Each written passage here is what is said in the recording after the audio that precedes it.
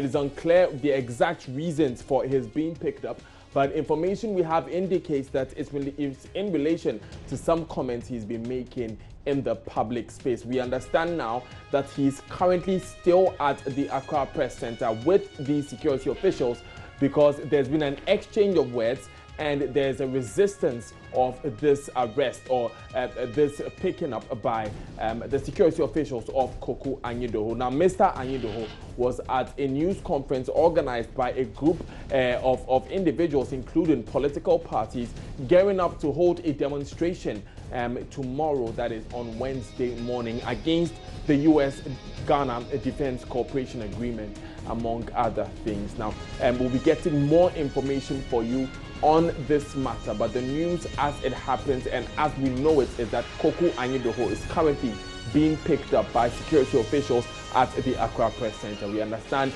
there's an exchange of words between him and these officials because he is resisting this particular arrest. We'll get more details of this matter shortly and we'll come back to you with it.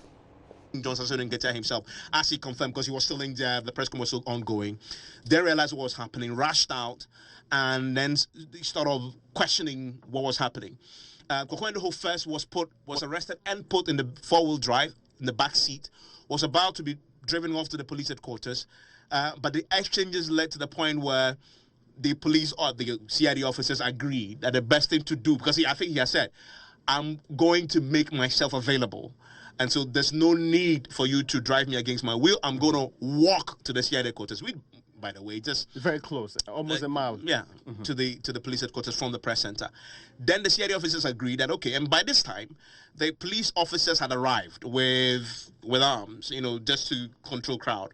Then they decided to walk from the press center to the police headquarters, which is what has happened. As the crowd walked on, as you can imagine, crowds will begin to grow. Others joined. They got to the police headquarters. Of course, Koku Anyidoho had to go in. Initially, Nketiah and others were prevented from going in with him.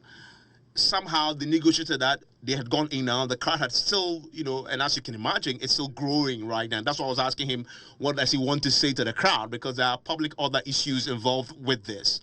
And so Koku Anyidoho right now is still at the police headquarters. They're waiting for the CID head to come and brief them whether he's going to be charged, what is he going to be charged with, why has he been arrested. But as I just indicated to Johnson Nketiah, we know from our own sources that the reason why he's been picked up is because of this pronouncement he had made on a radio station this morning. Ultimately, they'll introduce that thing. President Nano also can. So eventually, I'm telling you, somebody should turn an Akufo-Addo. Master, history has a very interesting way of repeating itself. On the 13th of January 1972, a certain Colonel Ignatius Kutu Achampo led an insurrection, led a movement that removed the Progress Party from power. Buzia was the Prime Minister, Akufo-Addo's father was the ceremonial president. Somebody should tell Akufo-Addo that history has an interesting way of repeating itself. I'm telling you, history has a very interesting way. Oh, Master, history has an interesting way of repeating itself. Because, President, General, they are working very serious about. Oh, come on. Thank you, Captain. There will be a civil revolt. There will be a people's movement. Now President Mahama will power. Let my vote count for me, occupy Ghana for mother. I'm going to move to President Mahama Adieso. But Oma reference to Ignatius Kutu.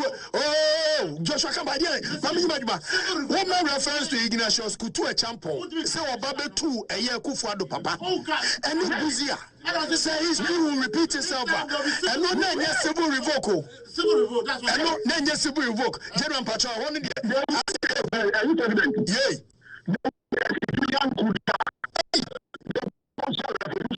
Hey. Civilian coup d'etat.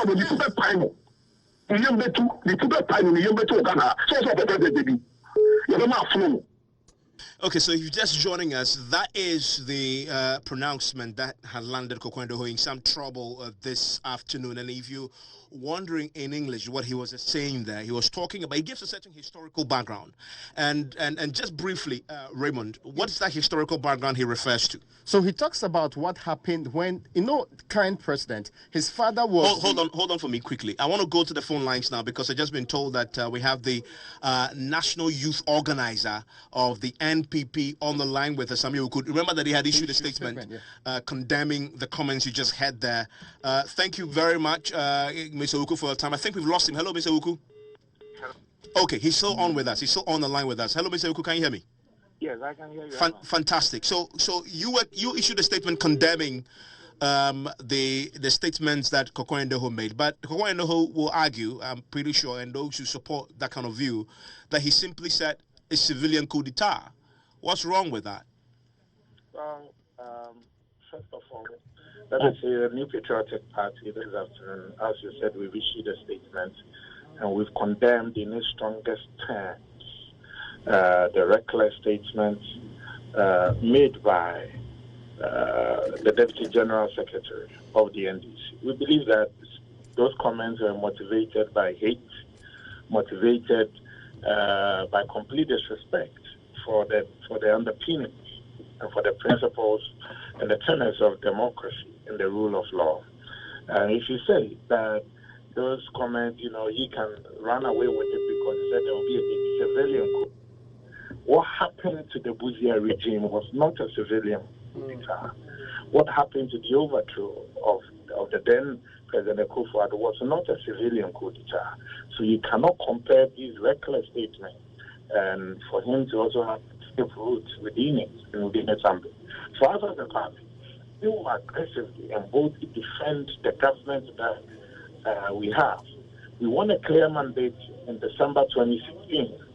We won a mandate that has never happened in the annals of our history. It's an emphatic victory, and we are determined to protect and defend this government, just as we defend the constitution of our motherland. We believe that, and that's why we've called on the security agencies to be on red alert, because of what Koku said. He said from Wednesday, that demonstration will herald, what he calls a civilian coup d'etat, or will herald a series of actions and events that will lead to the overthrow of our government. And the NPP government, the NPP as a political party, we give birth to the government in power. We give birth to the president who is currently in charge of this country. And if at any point in time our help is needed, we will go to the defense of our government. But first and foremost, we believe that such comment is in flagrant violation of our constitutional democracy.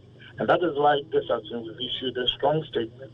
And let this go to the outside world and to the public that the NPP as a political party have the strength and the courage to defend this our government, to make sure we see through our mandate. We will compete fairly in 2020. And we are confident that the Ghanaian people will renew our mandate in 2020. If anybody wants to challenge our authority or our rule, the person should wait for 2020. Let us account the Ghanaian people in the past 4 years. If the Ghanaian people decide that no, we are failed, they will take us out. But you will not go and incite people, hide behind a civil society group or a crazy terrorist group for them to foment trouble and lead to the overthrow of our government. We believe that, such actions must be frowned upon. And must also tell the NDC. I'm surprised that, the NDC are trying to play tricks with it, saying that the man was on his own. If somebody was spokesperson for President Mills, the man that the NDC themselves called Prince of Peace. And if you have Koku, a serving Deputy General Secretary of the largest opposition party, making such calls, the NDC only decided to chicken out or to try to dissociate themselves from when they realized that the cacophony of calls coming in for this gentleman to be apprehended or arrested. That's when they decided to do this. Now we know the CID has stepped in. Koku has been picked up.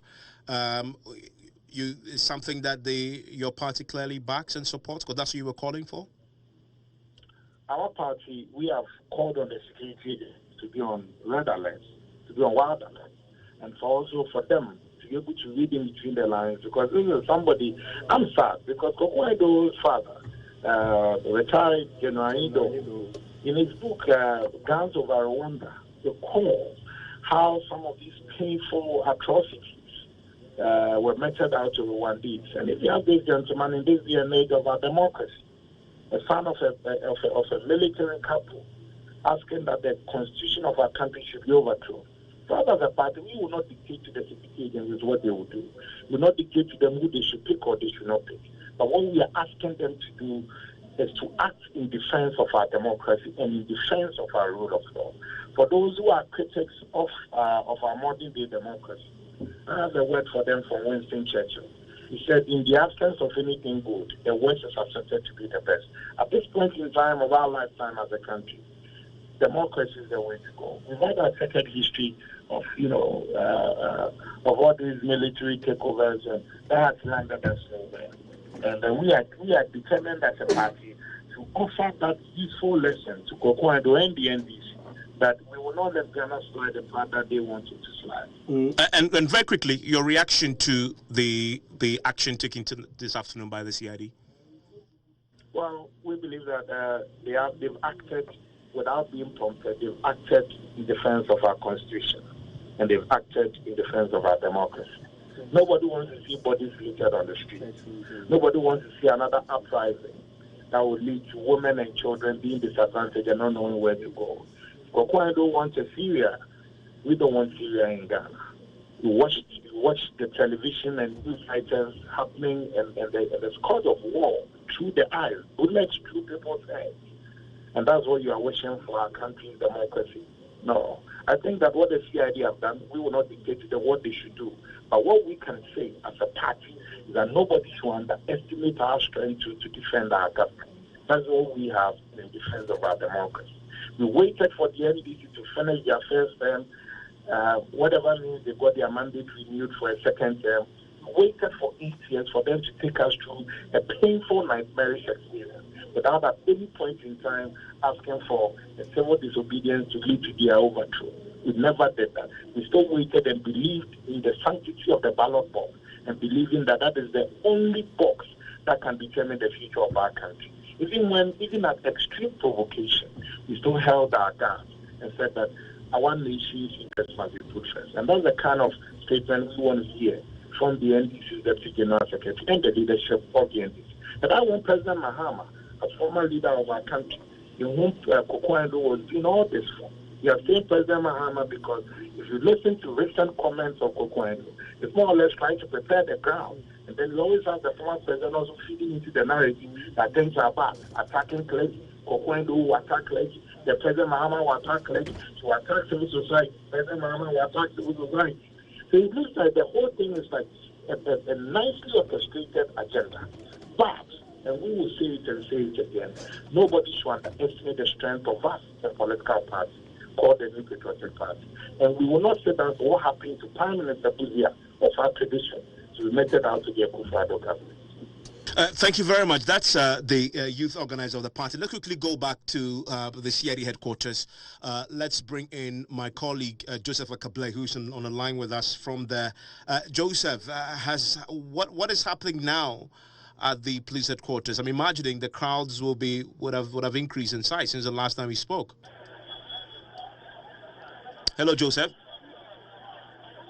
Hello, Joseph.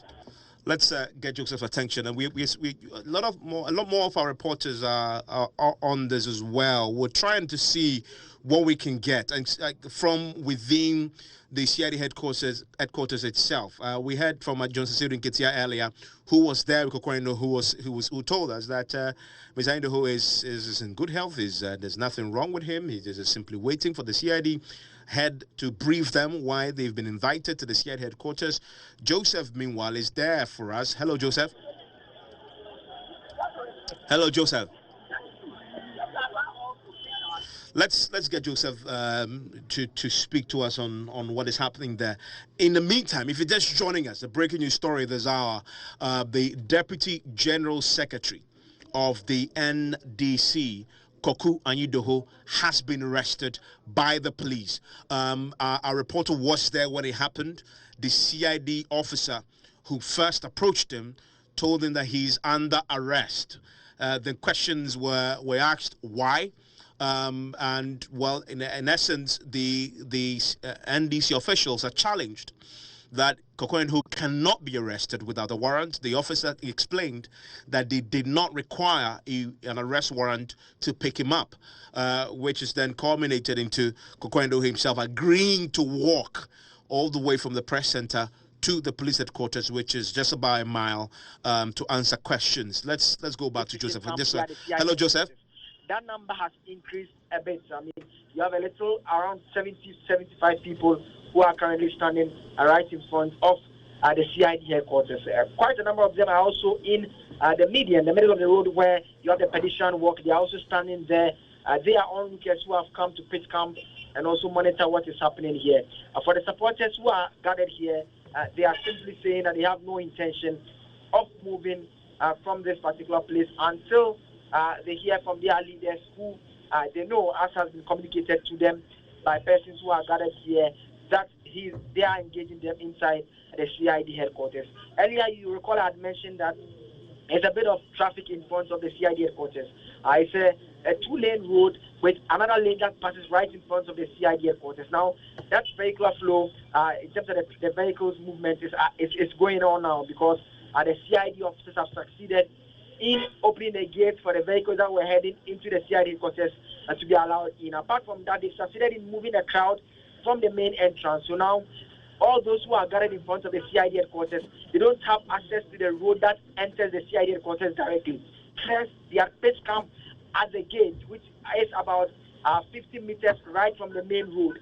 So that meant that it was a bit difficult for the CID officers to open the gate and allow vehicles that were coming in. They've been able to move them backwards, far away from the road, about 100 meters away. So now it means that vehicles that are moving into the CID headquarters can't move in now.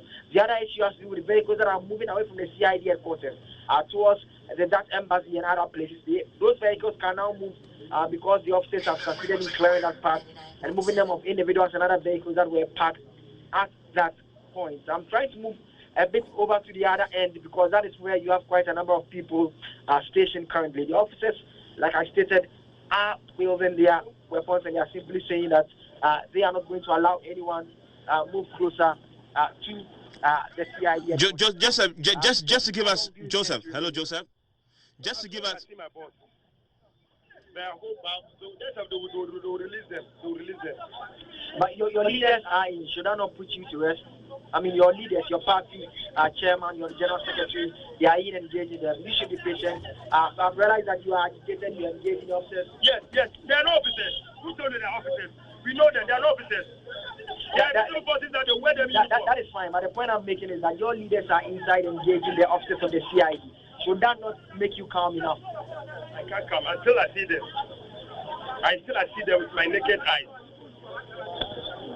So Evans, you heard one of the persons who are pitched camp here at the CID headquarters simply saying that he has no intention of doing. The other persons who simply are not part of the team that started that particular work from the press center all the way to the CID headquarters. And they have also joined here. They are simply trying to monitor the situation and try to understand what exactly it is that is happening here. So far, we've been here for about an hour now. It has been an hour since we walked from the press center through to the police headquarters here. Some of the gentlemen who came in from the press center, I must say, Evans, at this point, they are moving away from the premises, but you still have quite a number who are still here. Some of them are engaging the officers. They are talking to the police officers. They are simply saying that they can't move away from here until they are satisfied and they see Mr. Anyidoho, who we are told has been arrested. And that confirmation is coming from the plainclothes officers who are custodian at the premises of the press center. It all started just right. In fact, Mr. Anyidoho was the MC for the press conference that was taking place. Evans, when the press conference was just about ending, just when he was moderating the question and answer session, someone walked up to him and informed him that he wanted to talk to him. Mr. Anyidoho walked up from upstage. He went out for about 15 minutes. He came back in, spoke to General Secretary Nketiah, and then took his seat, after which he waited till the program ended. When the program ended, I had an interview with him. I spoke to him about a program that had transpired. I tried to ask him about the comments that he had made that was already generating some conversation on social media. Mr. Anyidoho told me in clear terms that he has no intention of commenting on that matter, that he won't speak about the press conference that he just organized. Right at that point, he walked away to the east side of the press center, the east wing of the press center, just walking towards his vehicle when he was approached by the plainclothes officers. It was at that point that Mr. Anyidoho himself said to me, saying that Joy FM, the gentlemen here say they are from CID, they are picking me up. At that point, about 5 minutes later, you could see the party chairman and supporters from the various officers from the CID headquarters and those who have also pitched camp at the press center, all coming closer to Mr. Anyidoho and simply saying that they are not going to allow him to be taken from them. So it was at that point that he asked the question about whether he has been arrested or not, that he was told that he had been arrested, for which reason they wanted to take him over to the CID headquarters. So that interaction with officers from the CID headquarters to explain why he has been picked up is underway currently. As I speak to you, some reinforcement has come in terms of the police presence here. It's a vehicle that has a sticker bearing the inscription Operation Calm Life. Just arrived here at the CID headquarters. About 6 police officers just alighted from it. They are in a police uniform like we see them on any other day, alighting to assist their colleagues who are currently controlling the crowd situation here at the police headquarters. And Joseph, thank you very much with that update from the police headquarters. My colleague Joseph Koku is also making his way to the CID offices where the man is being held. We're trying to bring you the very, very latest on what is unfolding in what turns out to be a very fluid situation at the police CID headquarters. What I'm going to do shortly is to give you an account of what has happened since we broke this story at 1:30 p.m. If you're just joining us, we want to walk you through every single incident that has happened in this breaking news thread that we are still on as far as the arrest of Koku Anyidoho, the Deputy General Secretary of the NPP, is concerned. Stay with us for that. But there is some latest information still coming in on this that I want to bring you. My colleague Elton Brobe has that. Elton? So Evans, we have a statement coming from government through the information ministry, and it says government's attention has been drawn to a treasonable comments made by the Deputy General Secretary of the National Democratic Congress, Koku Anyidoho, to the effect that the government of President Akufo-Addo will be overthrown.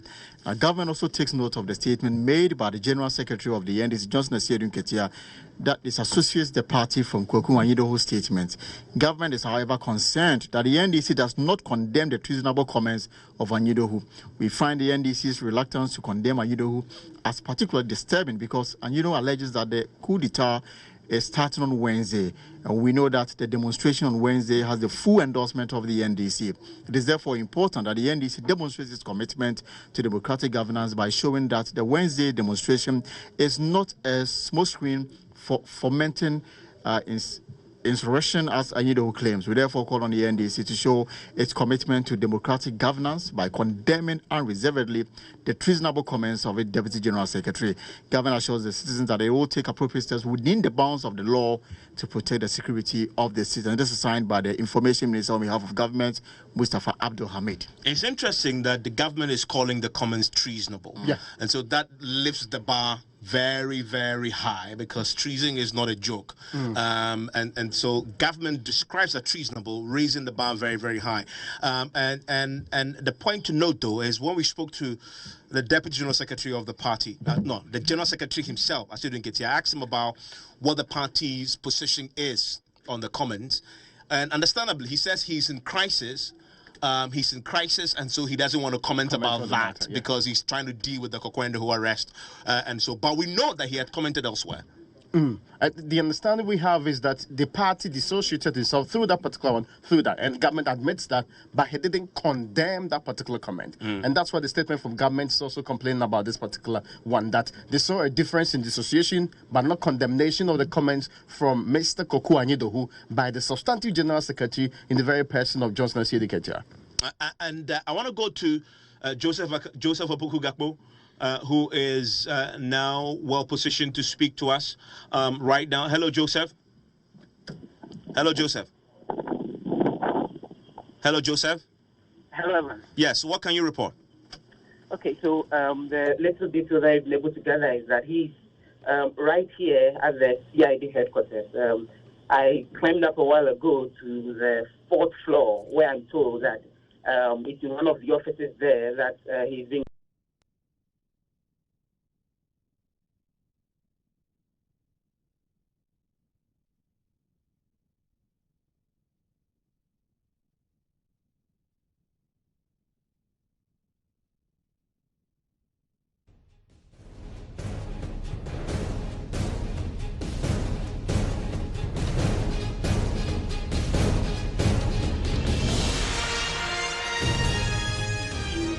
Get into the vehicle and they had to do all the walking. And him and his friends were laughing about that. So we understand he's in there, somewhere on the 4th floor, and the interrogation is ongoing. Joseph, okay, so Joseph is going to stay with that. And Joseph, you're seeing some party executives now also in the building proper, correct? None that are actually spotted. There are a number of individuals right in front of the floor that I make mention that I understand that's where they are interrogating him. And none of them look like familiar faces in terms of them being party executives as to who exactly they are and how they also got to be part of the case for which they are right outside the premises waiting. I'm not too sure. Joseph, thank you very much. Joseph will stay there for us. We have Joseph in the CID premises itself. We have a Kablé outside. We have this covered for you all angles.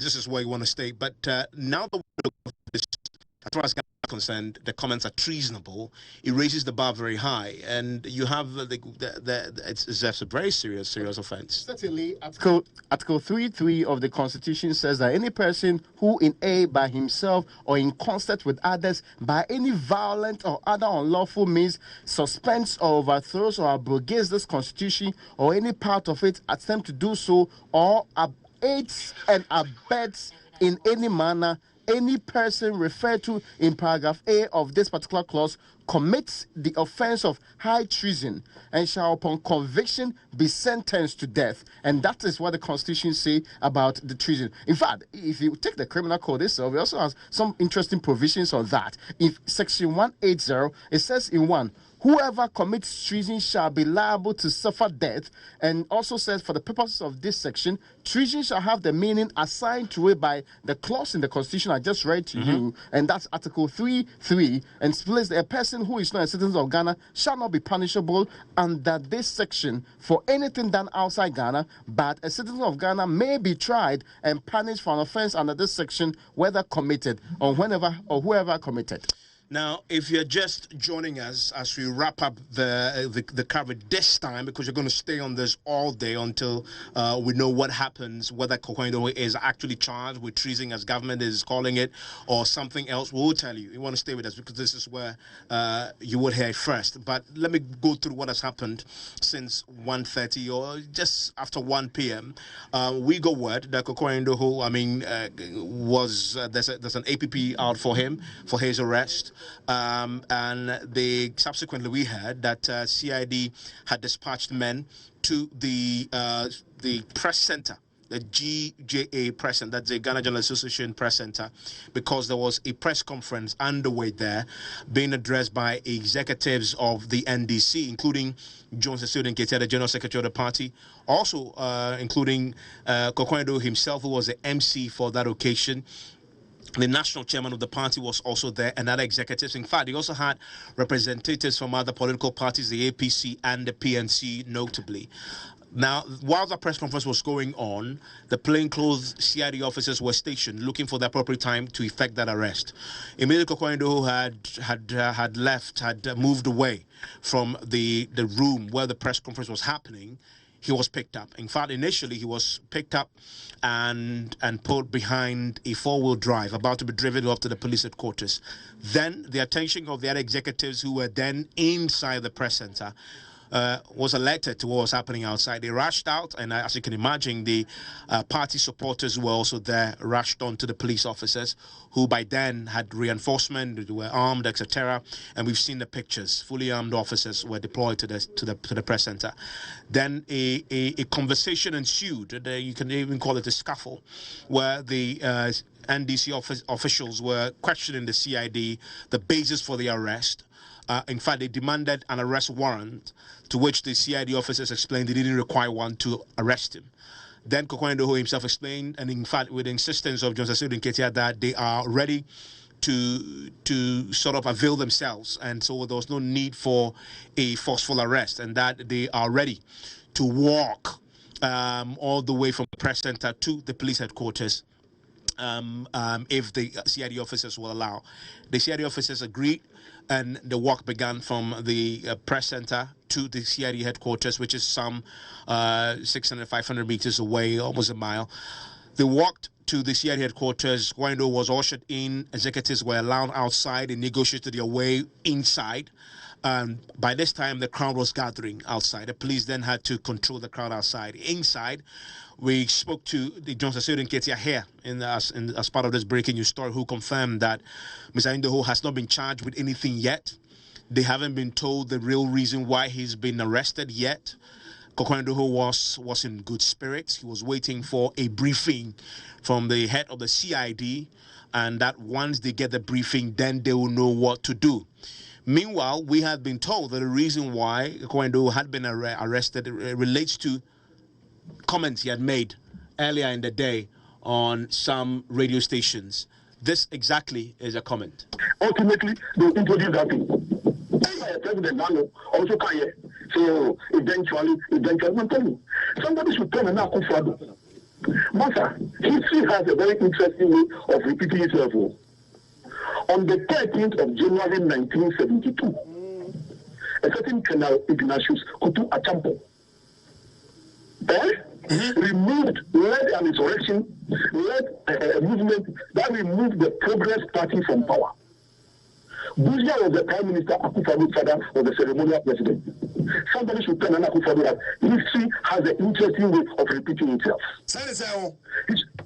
I'm telling you, history has a very interesting way. Oh, Master, history has an interesting way of repeating itself. Because, President, General, they are working very serious about.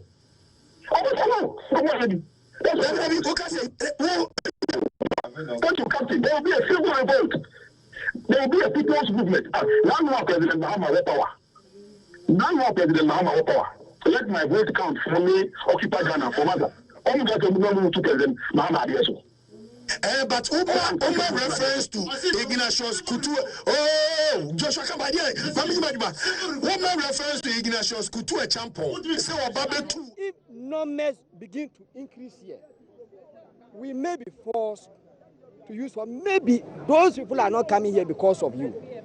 Yeah, you understand? Yeah, but clearly, like I'm just telling you as we speak, a gentleman just hit one of our people. We are inquiring to know whether he's a policeman. Nobody is telling us. He's just in his mufti. We can't identify the police people from non-people as we speak. It's a very serious issue. We are seeing people handling weapons without police uniforms. They are in their mufti, and we are asking these fundamental questions. Nobody is telling us anything, and you expect that we should cooperate with you?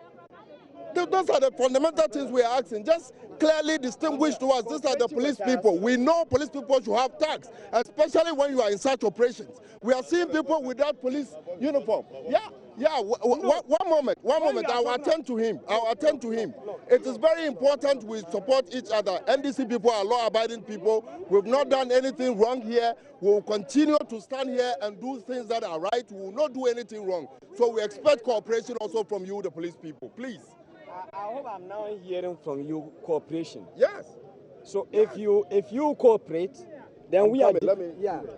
Right. So what's been happening is that the police administration is trying to have a conversation with the members of the NDC. He would want them to cooperate because, as I mentioned earlier, they are here and the police believe that it is not the right thing to do to converge at the entrance of the CID headquarters. And so they were just appealing to the members of the NDC that they should move away a bit so that the police can have a field day and then operate. But apparently members of the NDC are saying that, listen, we are not moving an inch. We are here to support the deputy General Secretary of the party, that is Koku Anyidoho. So they are here. I mean, if you look at the background, seeing from the background, they are all here, and then they're having a conversation among themselves and as to what next the next line of action they will take. We don't know how long the Deputy General Secretary would be in the grips of the police. He has been here for quite some time, and so we don't know. I'm sure definitely there is some interrogation ongoing as far as his comments were concerned. Fred Agboyon is also the Deputy Communications Officer of the NDC, and he's also having a conversation with the media. Let's have a listen. What will be your action? We don't expect that to happen, and that cannot happen, and we will not allow that to happen. What if happens? What are you going to do? You will see how it will end. Can you tell us what you want to do? I'm not too sure. I can't predict, I can't imagine. But I'm not too sure our people in their millions will allow that to happen. But Fred, aren't there people here impeding the work of the police? I don't think that they have entered the police headquarters. I don't think that they have stopped the police from doing their legitimate work. As we speak now, Koku Anyidoho and some of our senior colleagues are in there and are taking their statement. They are not disrupting them at all. So the police can continue to do their professional work, whilst our members also continue to stand and show solidarity. They came to arrest him in public. We're having a press conference. Our members were there, and they decided to come and pick him from there. They could have thrown an invitation to him to come if they wanted him to be here alone without anybody coming around. But they chose to come and pick him among party members. Definitely, there's no way they can allow him to go alone without the following up. But then the point then again is that they picked him up, he's here, allow the police to do their job. Why all these antics by the members of the NDC? I don't think anybody is stopping the police from doing their work. The police are still doing their work. I mean, I see some of them wanting to enter. The police are telling them that they should cooperate, they should move away. Yeah, so they have moved away and they're still standing here. I don't think any law debars any Ghanaian from standing anywhere around the police headquarters. But I'm a little curious. Why don't we say, isn't that hypocritical on the part of the NDC? Initially, you said that you dissociate yourself from the comments of Koku Anyidoho, and yet he's been picked up by the police, and you are all here up in arms trying to, I don't know. Well, that is your judgment. If you think that coming to show solidarity, coming to stand here and see what is happening to our colleague means that we are being hypocritical, that's your judgment. As far as we are concerned, we have every right within the Constitution of the Republic of Ghana to do what we are doing. So clearly you subscribe to the comment he made by the solidarity, clearly. I have not heard what he said. Oh, you've not heard what Koku Anyidoho said? No. That's, I mean, he's citing Ghanaians against the NDC government. Did he really say that? That history has a very interesting way of repeating itself. Did he really say that? And that Akufo-Addo's father at the time, President Akufo-Addo's father at the time was overthrown by Kotu Achampon. Did he really say that? Of course he said that. We've heard the audio. It's for the law to determine if what they said was reasonable or what they said was wrong. As far as I'm concerned, it's one of the things that several other people have said in this country, and so I don't see anything necessarily wrong with it. You believe it's not wrong? Well, I don't think it's wrong. And you endorse the comment? Well, I'm here to hear the tape in full. I don't know the context in which the statement were made, and that's why it's difficult for me to say yes, I endorse or I don't endorse. Until I hear the full statement, the transcript, I'm unable to draw any conclusions. Well, thank you very much. So you heard Fred Agboyon there. I think something is happening here. Let's quickly take a sneak peek to what is happening. The police administration is here still. And there's a bit of standoff between officials of the police service and some members of the NDC as well. And so the police are, well, the police are. NDC are also not really happy with the situation. They are resisting. They are really resisting what is happening at the moment. And a lot of chaos. I mean, it's chaotic. The situation is tensed here at the CID headquarters. So I get a sense that the police would want to use force to move them from the premises or the entrance of the CID headquarters. So that is what is happening currently. So finally, some members of the NDC have resolved to move away from the entrance.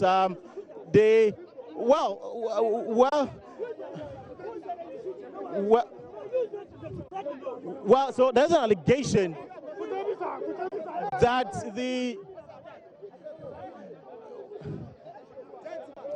So. I see your police. We have this to go back. Please cut it down.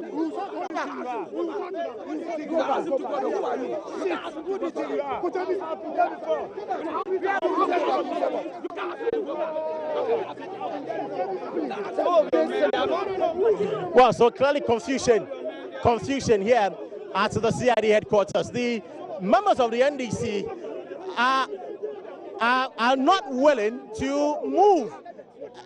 They are not willing to move. Well, the police has ordered them to move. They should move towards the tree. There's a tree here. They should be under the tree. That's what they're saying. They should clearly be under the tree. And so they also say that they want to be here. That is the median of the road, and that they wouldn't want to go. I see this man who is very, very angry with the situation. And you are telling them to clear the road. If somebody is holding the gun, you are telling the person to go to clear them. It means not to shoot us. Does that mean? But you see, sir, the police is saying that move away, go under the tree, and just be there. When he came late.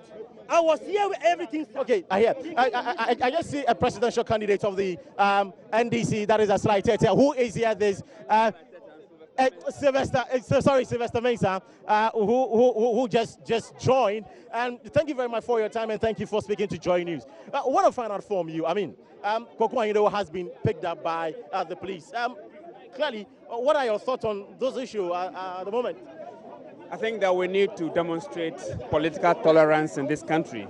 We are gradually generating a level of animosity that will not serve our collective interests. No political party will be a winner under such circumstances. I think that we have an issue at hand. Ghanaians, and a broad section of Ghanaians for that matter, are unhappy about the U.S. military base issue in Ghana. And we are aware that Ghanaians are preparing to demonstrate their dissatisfaction in a demonstration tomorrow. Koku Anyidoho had made a statement to this effect. I think that we are trying to just impugn some negativity into the statement that he has made. Indeed, every Ghanaian would want to, as it were, show dissatisfaction with anything that has to do with a military coup. Koku Anyidoho made reference to a civilian revolt. I guess he used the word coup as an adjective to give meaning to how severe the feelings are. To just pick on that and assume that Koku Anyidoho is planning a coup and to say that it is treasonable is a little off the mark. Nobody announces a coup. Coups are never announced in advance. And so we need to be tolerant in dealing with issues of this nature. So by extension, are you endorsing his comment? Pardon me? By extension, are you endorsing his comment? I'm not endorsing his comment. I have indicated that no Ghanaian would accept a coup d'etat. And the gentleman, you know him, I know him. He's not a military man, he doesn't carry a gun. I remember when His Excellency Nana Akufo-Addo spoke about all die be die. It was a clarion call for something similar. When the Minister for Finance during the time in the campaign, whilst in opposition, indicated that Ghana was ripe for a coup d'etat, I mean, did we arrest him? We need to demonstrate some political tolerance in this country. I guess what is happening is not fair. It is not proper. We are generating too much tension in this country. It does not serve the interest of any political party. It does not serve the interest of government. It does not serve the interest of the opposition. But tolerance is key in politics. But then, many have said that what he said clearly amounts to treasonable offense because he was actually inciting Ghanaians against the government and making specific reference to what happened in 1972. That history has a very nice way of repeating itself. What happened to his father, the present father, is likely to happen to him. Well, I didn't hear that. I've not listened to that aspect of the statement. But I guess that if one makes reference to what has happened in the past, that's a historical fact that one is making reference to. It is the deduction that one is making from that historical fact that becomes a basis for making some judgment on what the statement is. But I guess that this thing is being carried too far. It is being overstretched. So would you say that every Ghanaian knows that Koku Anyidoho is not planning a coup in this country? No, we don't know that for sure. You know that for sure. No, we don't know that for sure. You know that for sure. You can confirm that. You know that for sure. Your party has dissociated itself. The General Secretary has disassociated itself from the general perception that Koku Anyidoho had made a statement to the effect that there will be a military coup. Koku Anyidoho, in his statement that I heard, indicated that he's not talking about a military coup and that he's talking about a social revolt by civilians. He said that clearly. If that was anything to be proud of, the party would not have dissociated itself from it. Of course, the General Secretary has spoken, and we all endorse what the General Secretary has said. But I guess that as we stand here today, the issues are being overstretched. And you believe that? Right. So that was Sylvester Mensah. He's aspiring to lead the opposition NDC in 2020. He would want to put himself forward to be elected by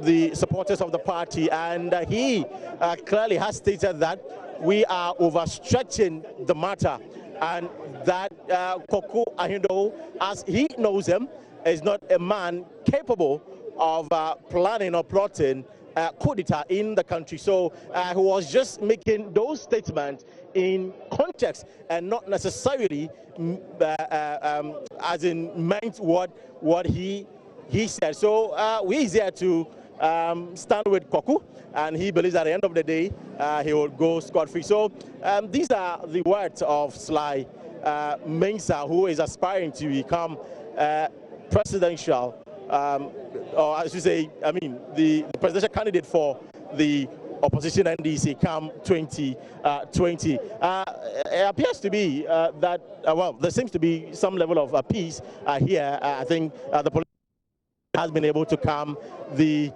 members down, and so there is some sort of law and order at the moment here at the CID headquarters.